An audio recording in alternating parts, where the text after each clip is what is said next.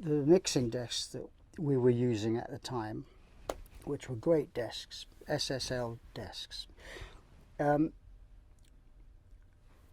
had, every track had a little part in the component, a little section, which was a noise gate and a compressor. Now a compressor, if you put a compressor on a sound, like instead of just, if you hit a snare drum, if you hit if you put a compressor on it, it will last longer. It will go because you're making it, you're compressing it and then letting it open up, so you'll get the room sound. You'll get the person breathing. If you put a noise gate on that and cut it off, you'll get because you've got a gate cutting the compression off. Now you can adjust those so that the gate shuts earlier or later or whatever. So you can get a which is the gate cutting it off. The compressor makes it longer, the sound longer, and then the gate cuts it off. So you get quite a sharp edge to the sound, a sharp ending edge, you know. So if you get as opposed to so you know, what people have to remember, I had headphones on, and while Hugh was doing this with the noise gates and the compressors, I was playing. Okay.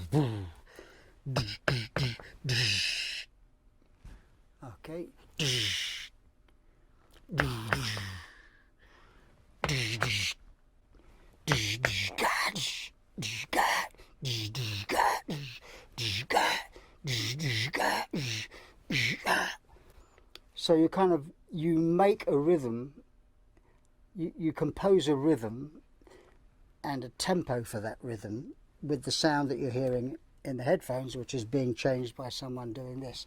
Once he's got it, he won't change it. So that's how we arrived at and so I played this and Peter heard it. I heard it and said, well, that sounds fantastic, I'll have this. You know, I was almost wanting to take a tape home for me. But Peter said, no, I'd like, you know, just play that for 10 minutes and I can use that. So that's how that intruder sound was kind of discovered, if you like. I'm sure Steve Lillywhite, who was Pete's producer, and Hugh may have done it other places, I don't know, because I'd never heard it before, but I'm sure they had.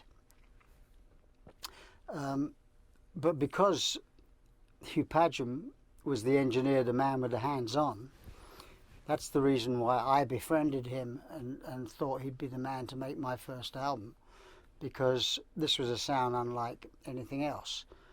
And because of my attitude, the way I hit the drums, you know, kind of, even if they'd have done the same thing with another drummer, not to say it would have sounded the same, because I was really, you know, after playing the drums all my life, you get a personality with, you know, I mean, you know, you can put a Fender Strat in the hands of another guitar player, but it won't ever sound like Eric Clapton, you know, because it's his personality. So it's, a lot of the time it doesn't, you know, you kind of, that is you don't have to patent it because it comes with the person you got, you know. But now when it comes to Genesis,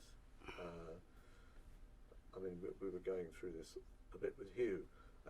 We found that Mama has got, it's absolutely right there. I mean, that drum sound.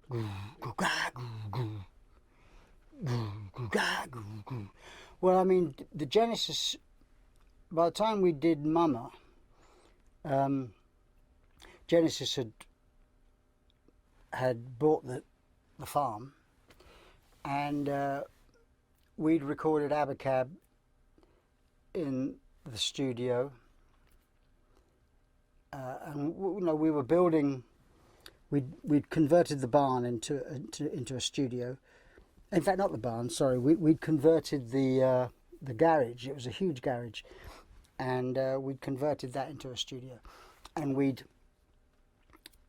made a drum room because we all kind of thought this was a great drum sound, and we should try to take the best of all the studios we'd worked in.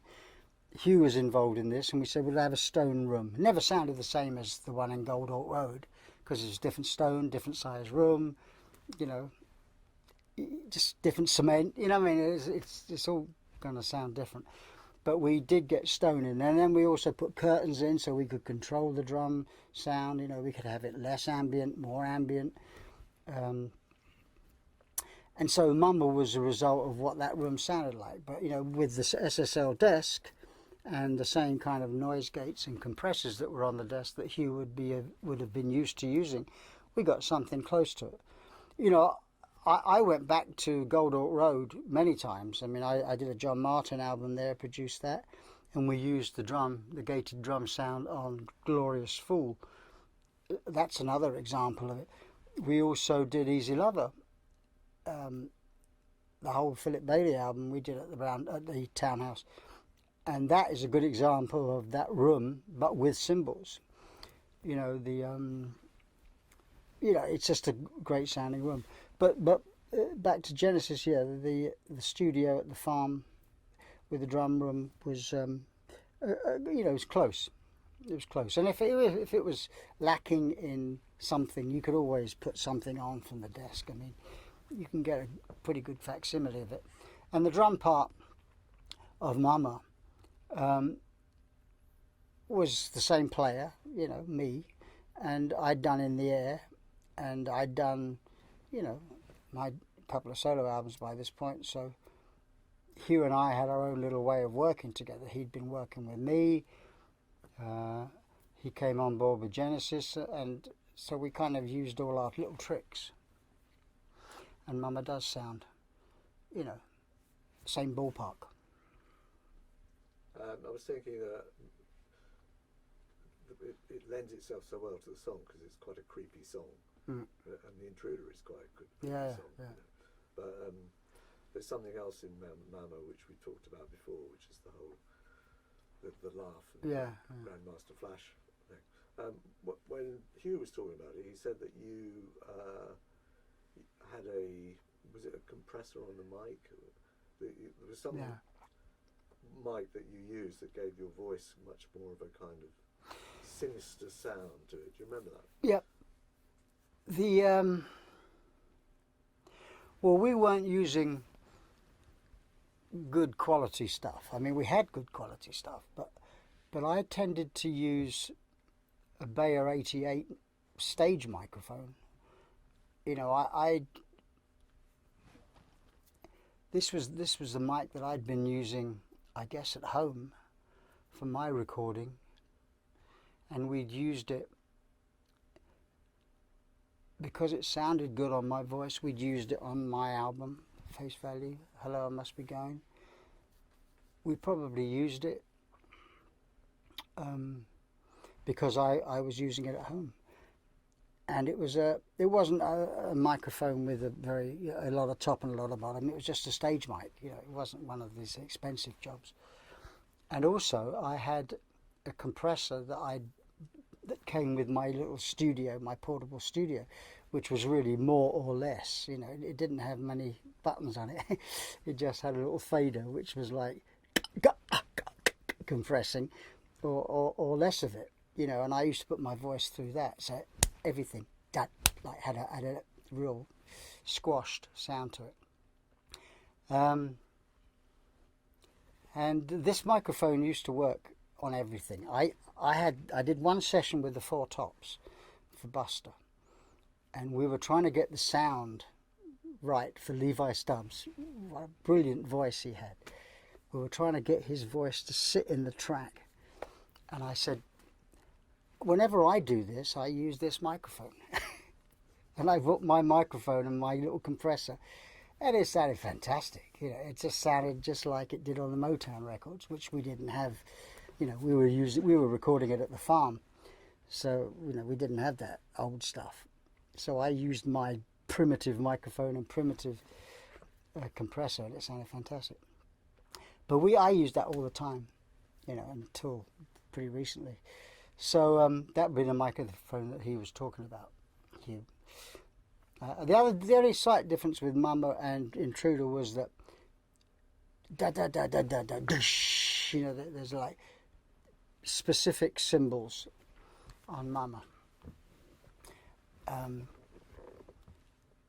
I believe just you know, completely orchestrated, not random. They were just been in this particular place on this particular downbeat of the bar. So that was the only difference from, you know, where there was no symbols with Peter's stuff or In the Air Tonight. But there was on Mama just occasionally. But yeah, the Grandmaster Flash thing. Hugh had bought this single in. You know, it was before the days of iPods and stuff. He bought this record in, and it was, you know, it was real brand new, cutting edge of rap, which was just starting. And Grandmaster Flash and The Message was one of the early records. And, you know, it had all these kind of what we now would think of as pretty hokey kind of synthesizer things. But it did have something that was totally original. And it was like, you know, it's like a jungle sometimes. It makes me wonder how I keep from going under. And we all thought, oh, it's fantastic, you know. It was a laugh. I mean, what a fantastic idea to have on a record, a laugh, you know. I mean, not since The Laughing Policeman was there such a laugh on a record. And yeah, we played it again, and we played it again. And even Tony Banks thought, oh, that's fantastic. So we were in the middle of, you know, mucking about and writing and recording, and Mama was the track we were obviously working on. So, you know, Mike started his drum machine, and we were playing around with it, and I just went out, and I had a little bit of a bebop-a-lula, you know, Gene Vincent echo on the voice, and I just started going, ha ha ha, ha ha ha. And everyone kind of, you know, were playing and sort of looked and laughed and smiled. But I knew that it wasn't getting a grimace, it was getting a smile, you know. So I thought, okay, well, I remember that. So, and the lyrics of Mama were improvised. I was kind of, you know, that's my kind of Lennon sort of influenced, you know, kind of with the echo bebop-a-lula. It was just kind of compression. It sounded a little like Lennon. So, can see you, Mama. You have to sort of sneer a bit when you're singing it, you know. But I can hardly wait. Oh, to touch. You know, there's a couple of Lennon tracks which I can think of, but I can't think of the titles. But like from his solo album, you know, the Plastic Ono Band, you know. And I was singing like that, and then put the ha-ha in, and it kind of all came together. And nobody ever asked, in all the years, nobody ever asked why the laugh.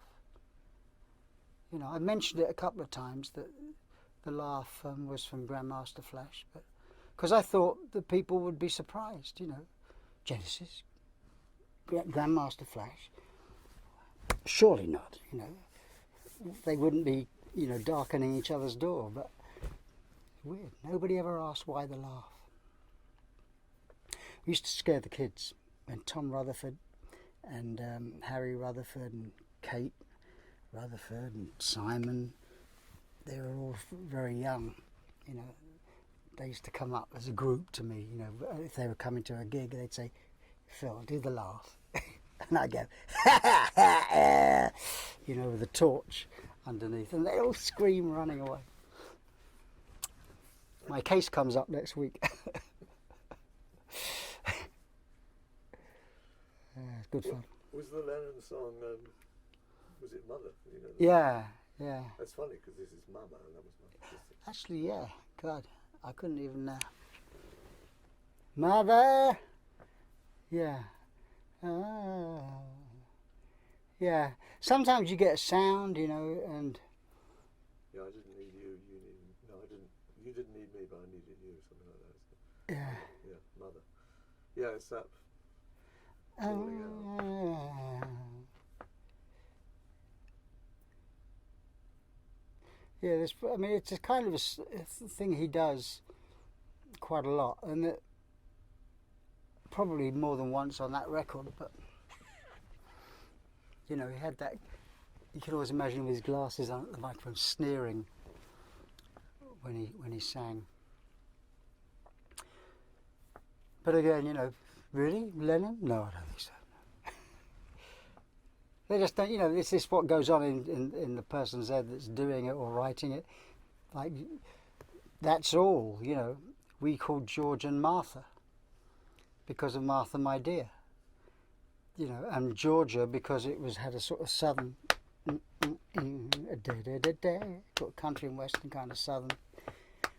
But George and Martha because of Martha, My Dear. Martha, my dear, well, you say it's black when you know that it's white. But nobody would think that. You know, people, you know, even if you told them, they'd say, no, it's Genesis, progressive rock. It's weird. It's that whole thing. It's the labelling thing Yep, again. labelling. Back we come. Thanks so much for coming.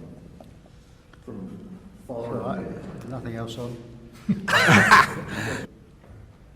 1970.